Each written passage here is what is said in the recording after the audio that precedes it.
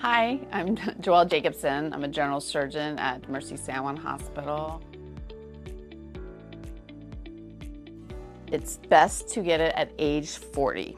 But of course, not everybody fills that criteria. If you have lots of family members that have breast cancer and they were young, what we call premenopausal, then we usually like to start mammograms actually 10 years younger than when their loved one had breast cancer. So one age doesn't fit all, but the average risk for breast cancer, if you don't have any family history, you don't have dense breast tissue, then start age 40.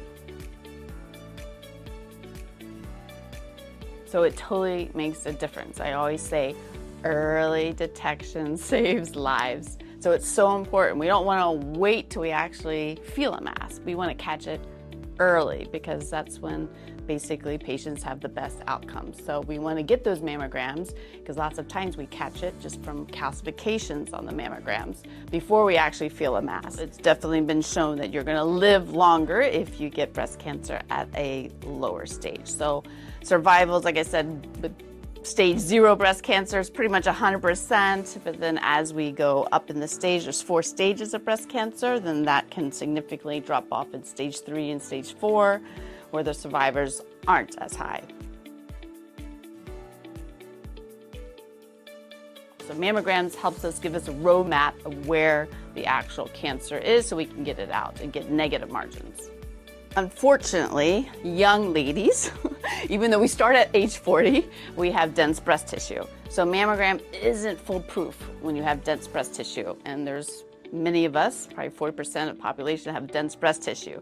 So we need to probably do an additional screening to make sure we're not missing anything. So we need to add breast MRI. There's another option called an automated whole breast ultrasound that we can use to take a closer look. I think the number one risk factor is being a female, for sure. And it's all about estrogen. So that is number one.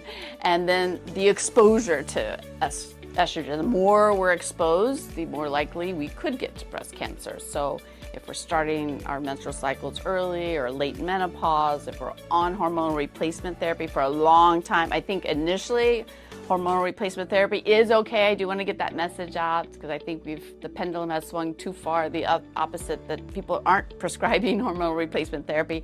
It is okay for a short amount of time, but I just wouldn't be on it for more than 10 years. So we are seeing younger ladies in the non-Hispanic Black population getting breast cancer less than 40. So there's definitely some information out there that we may be needing to start screening earlier than 40. If you were young and had lymphoma or had actual radiation for a treatment of a cancer to your chest, because that's very high dose radiation, that makes you at increased risk of getting breast cancer. You should probably start getting breast MRIs at age 25.